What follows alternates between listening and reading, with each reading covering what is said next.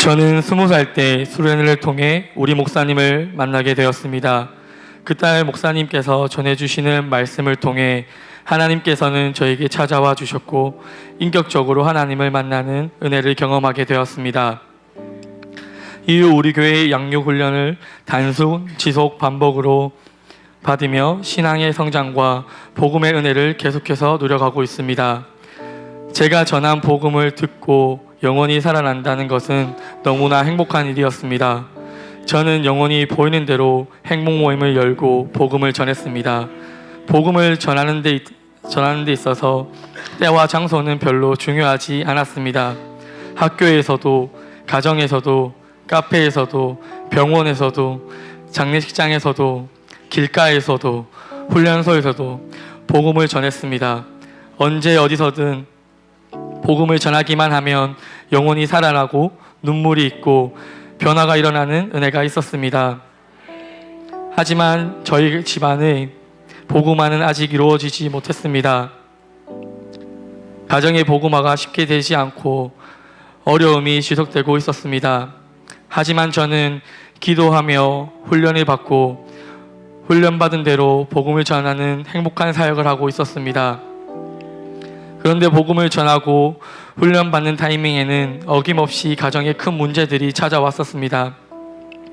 어머니가 심하게 아프셔서 언제 태어날지 모르는 상황에서 행복 모임을 열기도 했고, 아버지의 사업 실패로 아버지와 있지 못하는 상황에서도 행복 모임을 열었습니다. 힘들고 어려운 상황일수록 하나님께서는 영혼에게 더 찾아가게 하셨고 복음을 전하게 하셨습니다. 아마 그때 제가 복음을 전하지 않았다면 가정의 문제를 안고 쓰러지고 말았을 것입니다. 그러나 하나님께서는 복음을 전함으로 살아나게 하셨고 지금 이 땅을 살아가는 사람들에게 나와 같은 아픔을 겪지 않게 하고 싶다는 마음을 주셨습니다. 그래서 더 열정적으로 상황에 매이지 않고 복음을 전하게 되었습니다. 그때 열매 맺은 친구들은 지금 하나님의 꿈을 갖고 달려가는 귀한 일꾼이 되었습니다. 할렐루야.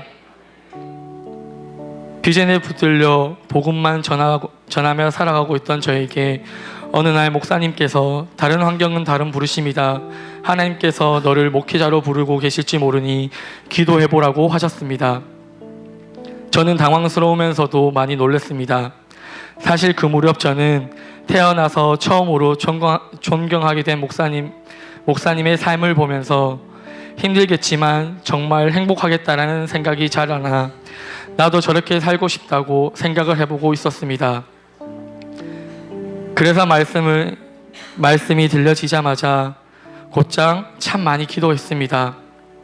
혼자 산기도도 가고 교회에서 기도도 하고 시시때때로 기도하였습니다. 그렇게 몇 개월을 기도했습니다. 그러자 하나님께서는 순종에 대한 마음을 주셨고 이사야 43장 1절 말씀으로 부르심에 대한 확신을 주셨습니다. 그러한 마음을 받으니 가슴이 너무나 뜨거워졌습니다. 진짜 기쁨이 넘쳤고 가슴속에 알 수 없는 힘이 꽉 차는 느낌을 받게 되었습니다. 그런데 여러 가지 사역을 하면서 저의 연약함과 미숙함이 드러나기 시작했습니다.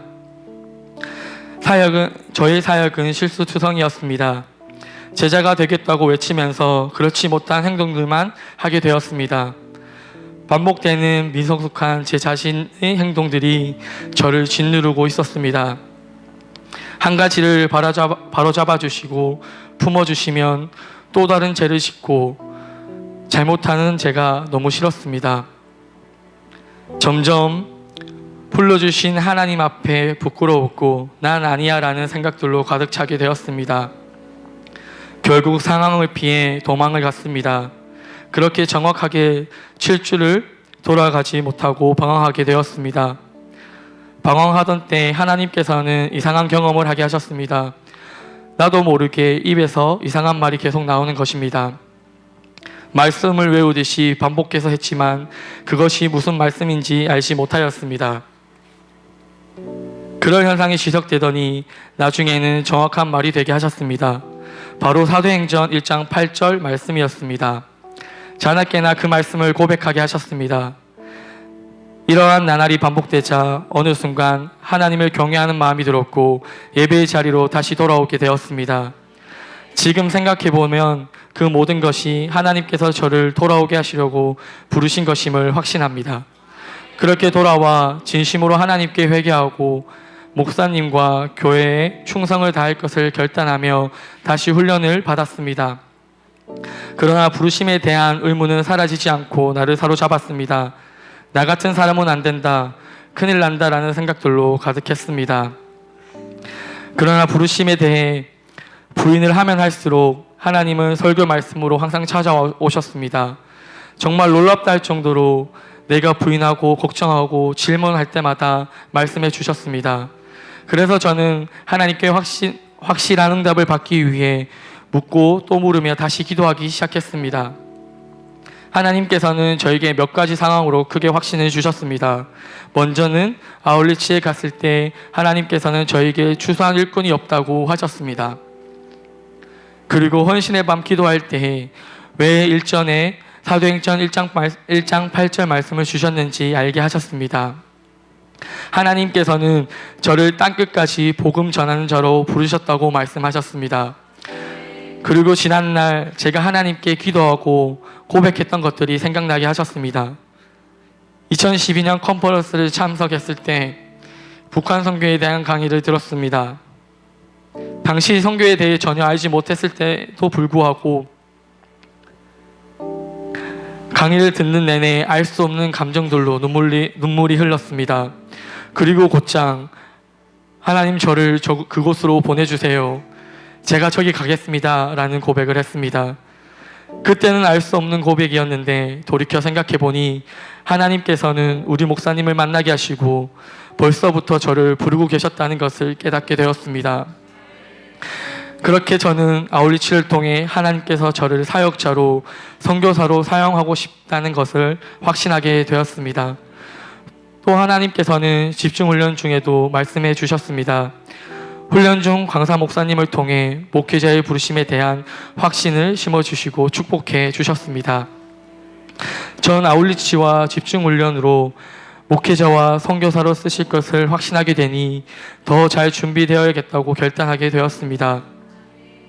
그리고 하나님께서 나를 단기 선교사로 언제 불러주실까 기대하게 되었고 부르시면 즉시 순종하리라 마음으로 늘 기도하고 있었습니다. 그러던 중 이재현 선교사님 부산 파송 예배 때 목사님께서 저를 다음 선교사로 불러주셨습니다. 저는 순종하겠다고 말씀드리고 기도응답에 감사하며 선교를 위해 하나하나 준비하기 시작했습니다. 저는 선교지가 아닌 이곳 한국에서 주님의 일을 하는 것도 가정의 핍박으로 인해 쉽지 않습니다. 새벽기도 가는 것도 늦은 시간 사역을 하는 것도 쉽지 않습니다. 집에 들어갈 때면 대문 앞에 항상 무릎을 꿇고 기도하고 들어가야만 했습니다.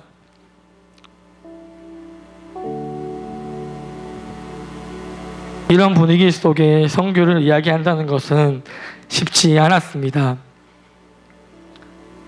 그러나 기도를 시작하고 몇 주 지난 뒤 부모님께 말씀드릴 것이 있다고 하고 선교에 대한 이야기를 꺼냈습니다. 그러니 아버지께서는 내가 마음으로는 가지 말라고 하고 싶은데 입에서 그 말이 안 나온다며 몸 건강히 잘 다녀오라고 하셨습니다. 방으로 돌아와 하나님께 얼마나 감사히 기도를 드렸는지 모릅니다. 아버지가 축복하시며 활약하신 것이 아닙니다. 재정적인 도움은 하나도 없을 것이다. 돌아왔을 때 집에서 나가야 할 것이다 라는 메시지가 중심이었지만 저는 부모님이 허락하셨다는 것만으로 하나님께 너무 감사했습니다.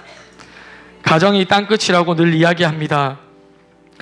정말 도전하기도 나아가기도 힘든 곳이기 때문입니다.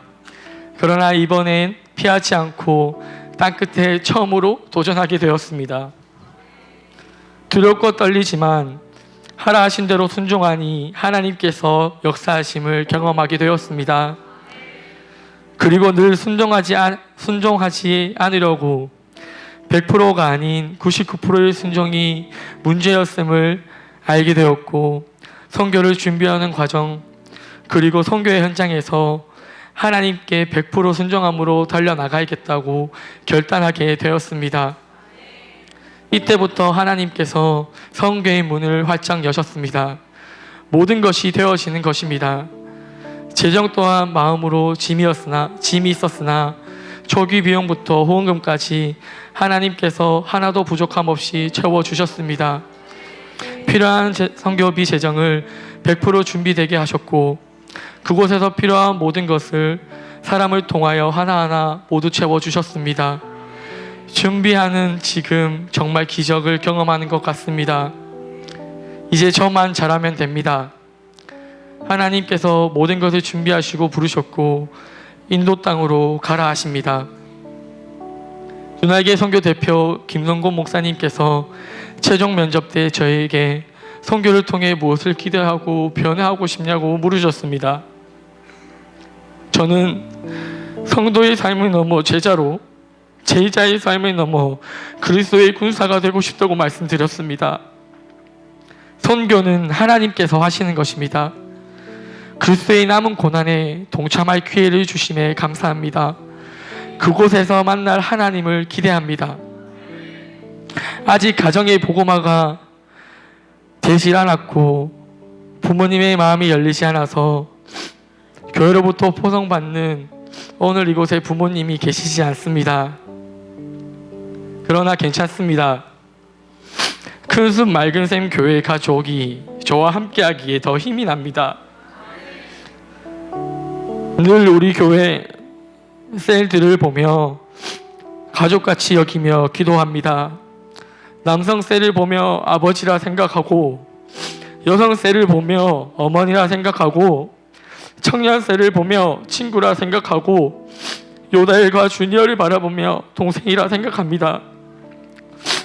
가정 보고만은 더질지 몰라도 반드시 되어질 것이기에 먼저 이렇게 큰 가족을 선물해 주신 하나님을 찬양하며 감사합니다. 기도와 물질로 아끼지 않고 보내는 선교사로 후원해 주신 우리 교회 가족 여러분 감사합니다. 정말 사랑합니다.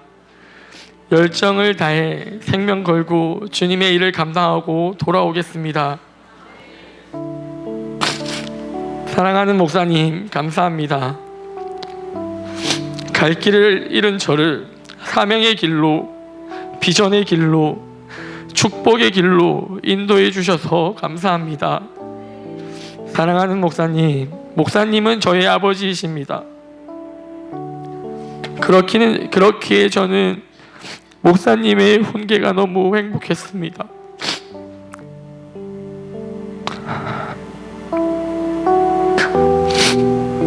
나를 옳은 길로 인도해 주시는 분이 있다는 것이 행복했습니다. 목사님 감사합니다. 선교의 현장에서 절대 순종,